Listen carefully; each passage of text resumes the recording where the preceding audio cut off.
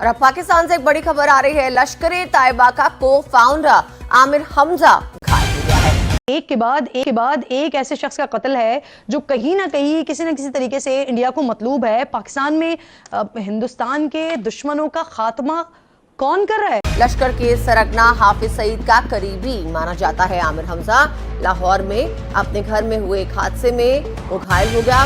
उसे लाहौर के एक अस्पताल में भर्ती कराया गया है। आमिर हमजा लश्कर तैयबा का एक को फाउंडर, उस को फाउंडर की सिचुएशन ये कि आज उसे कुछ लोगों ने गोली मारी।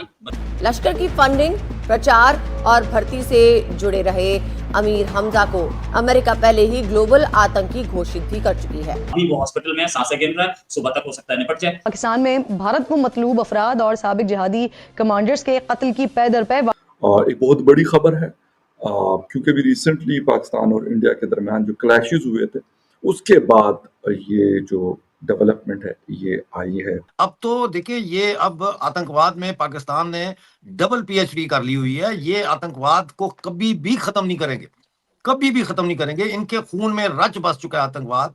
ये आतंकवाद पर जीते हैं।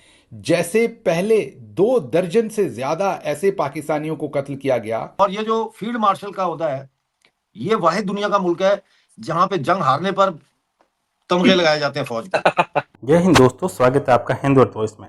लश्कर तैयबा का गढ़ हिला, आमिर हमजा लाहौर में घायल, भारत के ऑपरेशन सिंदूर से दहशत।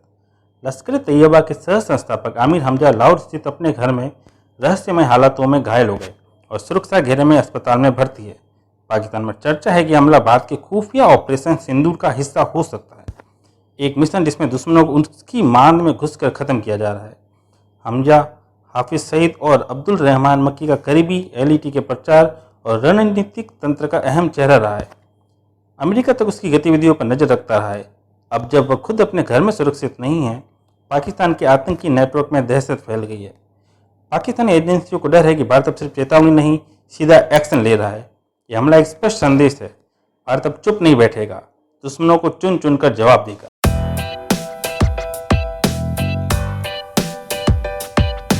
पाकिस्तान के अंदर किसी भी इस लेवल के टेररिस्ट का मारा जाना, ये सिर्फ भारत के लिए अच्छी खबर नहीं है, ये पूरे दुनिया के लिए एक अच्छी खबर होती है, क्योंकि ये लोग पूरी दुनिया में आतंकवाद फैला रहे हैं। अब तो देखिए, ये अब आतंकवाद में पाकिस्तान ने डबल पीएचडी कर ली हुई है। ये आतंकवाद को कभी भी खत्म नहीं करेंगे, कभी भी खत्म नहीं करेंगे। इनके खून में रच बस चुका है आतंकवाद। ये आतंकवाद पर जीते हैं, आतंकवाद का सांस लेते हैं, आतंकवाद खाते हैं। ये आतंकवाद का यानी होता ना कि जब कहीं गैंग्रीन हो जाए ना, तो हम लोग डॉक्टर जो होते हैं वो उस गैंग्रीन के हिस्से को काट देते हैं और फिर वो जो फ्लैश होता है, जो सही वाला मांस होता है बंदे का, वो ग्रो करके वो उस जगह को कवर कर लेता है और एक स्कार सा वहां आ जाता है। लेकिन जब पूरा जिस्म ही गैंग्रीन हो तो फिर कहां से काटो? फिर तो ये कब्र में ही जाएगा, फिर तो इसका कोई चांस नहीं है। ये पाकिस्तान को टेररिज्म का गैंग्रीन हुआ है, ये नहीं बच सकता पाकिस्तान। ये अगर इसको दफनाओगे नहीं तो इसकी सड़ांध और इसकी बदबू जो है उससे पूरे समाज में दम घुटेगा। We have to bury this country once and for all. There is no ifs और बट्स कि ये रिफॉर्म हो जाए तो ऐसे हो जाएगा, पार्लियामेंट सोवरन कर दो पाकिस्तान में तो शायद ये बेहतर हो जाएगा, इंडस्ट्री का कोई बड़ा कॉन्ट्रैक्ट आ जाएगा तो ये संभल जाएगा। No no no no no, please, मैं I don't buy this country has to go. और ये जो फील्ड मार्शल का ओहदा है, ये वाहिद दुनिया का मुल्क है जहां पे जंग हारने पर तमगे लगाए जाते हैं फौज के। वो पहला नहीं सी जेड़ा, क्या नाम था, यूब खान, वो भी फील्ड मार्शल था। 65 की जंग में ऐसे लितर पड़े उसको, ताशकंद भाग के गया है जी। इसी तरह से ये अभी इंडिया से जो थप्पड़ खाए इसने, उसकी लाली अभी दूर नहीं हुई, तो ये फील्ड मार्शल बन गया है। जब जंग हो रही थी कराची से पेशावर तक, जब हम बम मार रहे थे इनको, तो ये बिल में घुस गया था फील्ड मार्शल। तो ये एक मजाक है। आज मैं एक इंडियन चैनल पे था, वहां एम्बेसडर दीपक वोरा साहब भी आए हुए थे, तो उन्होंने बड़ी अच्छी बात की। उन्होंने कहा पाकिस्तान में तमगे तो बहुत हैं, एक तमगे की कमी है, वो भी इनको शुरू कर देना चाहिए, तमगा दहशतगर्दी। इनको तमगा दहशतगर्दी भी यहाँ एक लगाना चाहिए, मेडल फॉर टेररिज्म। वो जी सिंध में नामालूम हमला औरों ने फायरिंग करके रज़ाउल्लाह निज़ामानी को जो मार दिया था, कहते कौन आदमी थे? वैसे जिला बदीन की तहसील है मातली, और ये बार्बर की शॉप से निकले थे दाढ़ी वाड़ी बनवाने के लिए, और बाहर इनकी एक आल्टो जो गाड़ी थी वो खड़ी थी, और जैसे ही वो दरवाज़ा खोलने लगे तो 3 लोग आए, मोटरसाइकिल पे सवार थे, 125 बाइक थी, मास्क लगाए हुए थे, और 2 ने गन्स निकाली, फायर किया, पिस्टल्स वगैरह, और उसके मतलब बाद जो है ये अपनी जान से हाथ धो बैठे। अच्छा, कहा जाता है कि ये शख्स जो है सियासी जमात यानी पाकिस्तान मरकज़ी मुस्लिम लीग PMML इसको कहते हैं, और इनका ताल्लुक जो है वो लश्कर तैयबा यानी हाफिज सईद ग्रुप से है।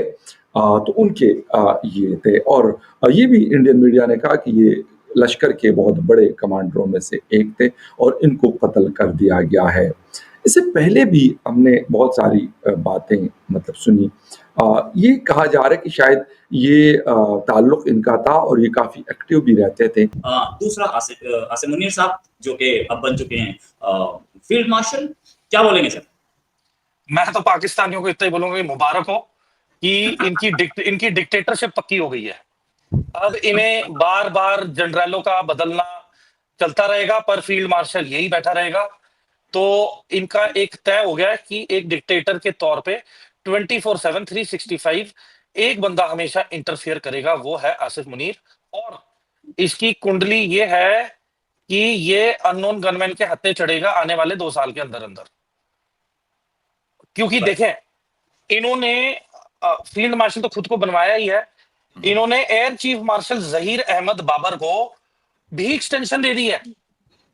तो बाकी के जो 3-4 जो बैठे थे एयरफोर्स के है ना एयर चीफ मार्शल बनने के लिए पूरी उम्र, जिन्होंने है ना लड़ाई की और इतना रैंक को वो संभाला, तो वो तो आपस में बोल रहे होंगे कि हमने झक मारी क्या, हम इसलिए थोड़ा ना यहाँ तक पहुंचे कि कोई और को एक्सटेंशन मिल जाए।